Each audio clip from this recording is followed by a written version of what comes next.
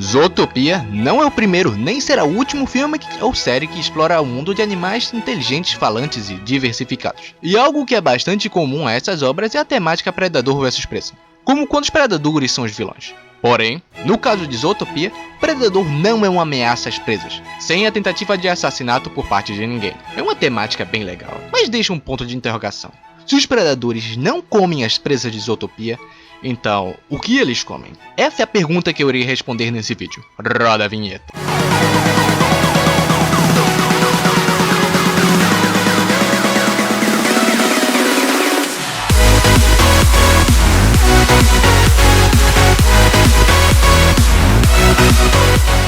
Mesmo que essa pergunta não seja explicitamente respondida no filme, ele não nos deixa de nos mostrar os animais, inclusive carnívoros, se alimentando.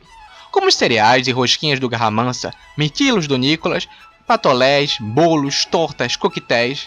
Todos esses elementos podem vir de origem vegetal, embora exista a possibilidade dos bolos e tortas sejam feitos com ovos e leite, o que, para o mundo de Zootopia, seria muito estranho, se alimentar de coisas vindas diretamente de outros animais.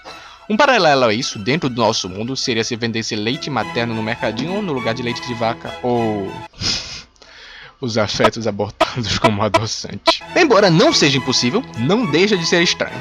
Bom, esses alimentos que vemos podem nos indicar que os carnívoros simplesmente desistiram de comer carne e passaram a viver como herbívoros, ou pelo menos como onívoros, já que eles possivelmente comem ovos dentro dessas receitas. É uma explicação possível, mas ignoraria completamente a biologia por trás da digestão.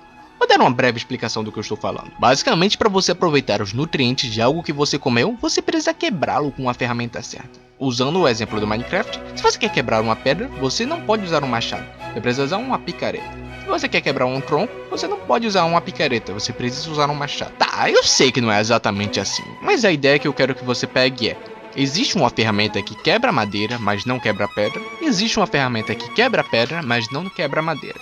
Se a gente trocar madeira por carne e pedra por vegetais, fica mais ou menos assim. Existe uma ferramenta dentro do corpo que é capaz de quebrar carne, mas não é capaz de quebrar vegetais. Existe uma ferramenta no corpo que é capaz de quebrar vegetais, mas não é capaz de quebrar carne. No caso, os carnívoros não nascem com uma ferramenta que quebra vegetais, apenas a que quebra carne. E os herbívoros o inverso, eles nascem com a ferramenta que quebra vegetais, mas não que quebra carne. Os onívoros, como nós, galinhas, tartarugas e mamacos, nascem com as duas ferramentas. Essa foi uma explicação bem simplista, mas serve para o propósito do vídeo.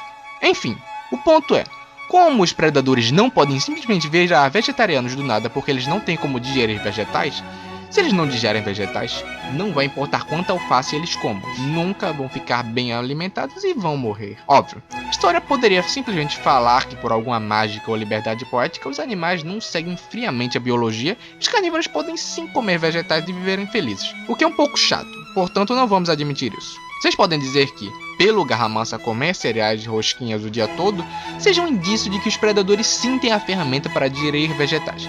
Mas do mesmo jeito que você só come pastel de frango porque é gostoso e não para te manter vivo, ele pode comer cereais e rosquinhas porque ele gosta. Ah, mas ele é gordo. Sem querer pagar de biólogo, mas engordar é algo bem mais complexo do que comer muito. Muito provavelmente você já conheceu uma pessoa que é magra, mas come bastante. O que garante que essa tese de comer muito engorda não presta. Bom, mas essa barreira de eles não nascerem naturalmente digerindo vegetais não é o fim do mundo, pois da mesma forma que lacto-intolerantes comem coisas com leite apenas tomando anticomprimidos de lactase, que é uma ferramenta que quebra o leite.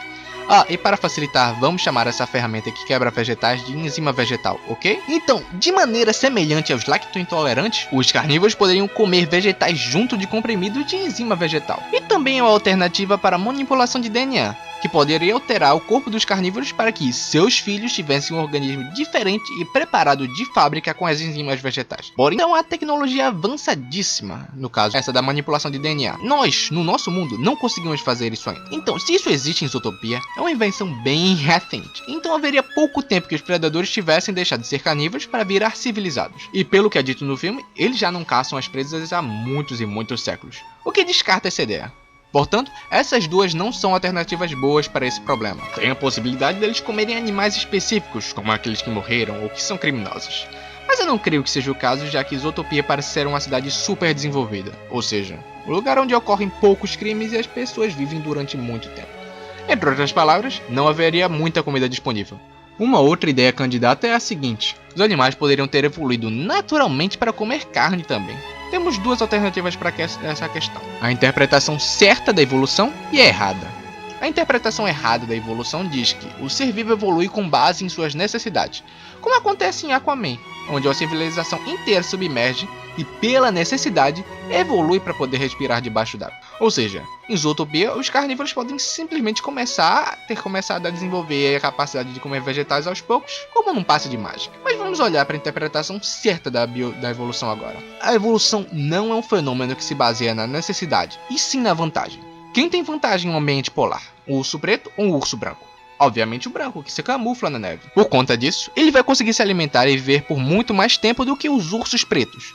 Portanto, o urso branco terá muito mais filhos que os ursos negros. Portanto, a próxima geração de ursos terá muito mais ursos brancos em relação aos pretos, que, pela sua vantagem naquele terreno, terão mais filhos e assim sucessivamente até que, naquele território polar, os ursos pretos não existam mais. Isso é o conceito certo da evolução, quando um indivíduo obtém uma vantagem e essa vantagem o faz ter mais descendentes. Enfim, essa é a verdadeira evolução darwiniana, vantagem passada através de gerações. No caso de Zootopia, para que esse fenômeno acontecesse e levasse os predadores a virarem herbívoros, eles teriam que ter a sorte, não querer, não a necessidade ou qualquer outra coisa, apenas a sorte de nascer com a variação genética que fizesse o nascer como um herbívoro. E para isso acontecer, é necessária uma grande mudança no DNA. Uma mudança que só seria possível se ele fosse atingido com muita radiação. E que todas as alterações que a radiação fosse fazer no corpo dele não culminassem numa morte, mas em alterações precisas que fariam os filhos dele serem herbívoros. Porque, como eu disse, a evolução é criada através de gerações. Mas percebe a quantidade de sorte que precisaria ter para que um animal de uma espécie conseguisse ter filhos herbívoros? Agora imagina isso para centenas de espécies diferentes. Todos eles acontecerem a mesma coisa. Seria como pedir uma pessoa ganhar da Mega Sena 100 vezes seguidas, sabe? Agora você acha que acabou? Não, não acabou, ainda tem mais. Mesmo com tudo isso, o animal herbívoro ainda precisa ter a vantagem evolutiva para que ele se reproduzisse mais e seus filhos também se reproduzissem mais, ao ponto de que não existissem mais animais daquela espécie carnívoros, só apenas os herbívoros. Mas os animais herbívoros eles não têm vantagem em cima dos carnívoros na hora da reprodução. Portanto, isso não pode acontecer. Ficou claro o quão irrealista essa ideia é, não é mesmo? Mas esse é o fim do mundo? Não. Pode ser que originalmente todos os animais já tenham nascido onívoros desde o início, de bilhões de anos atrás. Não é uma ideia tão absurda assim, e também não é tão distante da realidade. Mas tem algumas pontas soltas nessa ideia. A primeira é: se todos os animais são onívoros, por que os predadores não comiam plantas desde o início e deixavam as presas em paz? Em primeiro lugar, se não há predadores em um meio selvagem, os herbívoros se reproduzem feito loucos até ponto de não haver comida suficiente para todo mundo, criando um desequilíbrio ambiental e eventualmente acabando extinguindo todas as espécies dali. Então, pulando alguns simples passos lógicos, sempre vai haver predadores em um meio selvagem. Dentro do meio civilizado de Zootopia, esse controle populacional não é necessário, já que os animais sabem que eles não precisam ter filhos desenfreadamente. Por isso, o crescimento populacional se equilibra com a taxa de morte. Ah, e tem algo que é falado no filme.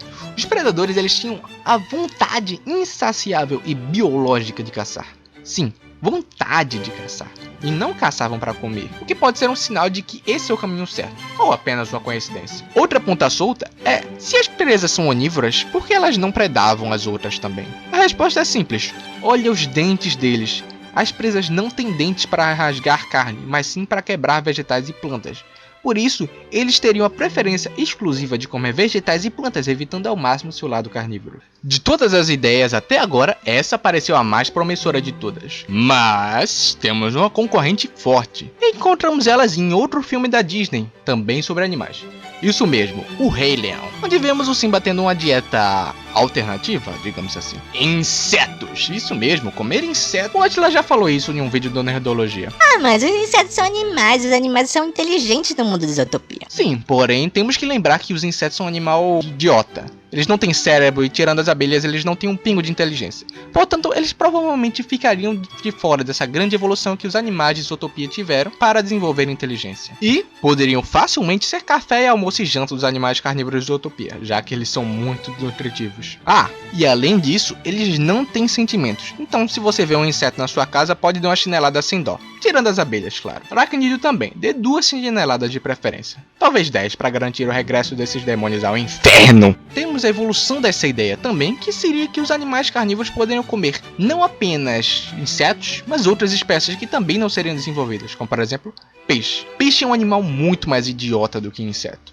Se você tem peixe em casa, saiba que ele não te ama e que ele não tem nem a capacidade de entender que ele é um peixe. Enfim, ele ficaria de fora dessa grande evolução de Zootopia numa boa. E, se pensar, outras espécies que não aparecem no filme podem ser assim também. Elas não participaram da grande evolução e servem de alimento, sendo para os animais desenvolvidos de Zootopia o que as vacas são para nós. Mas eu acho que não vai tão além assim. Muitas espécies ficaram de fora do filme porque não iriam ficar muito bem dentro dessa mecânica de predador-presa.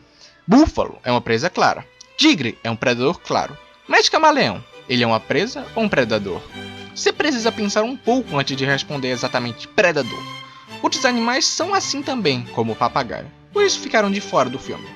Pode ser também que outros grupos de animais pertençam a países diferentes. Por exemplo, ali em Zootopia seria um país de mamíferos, mas poderia ter um outro país só com aves, ou só com répteis, ou só com anfíbios.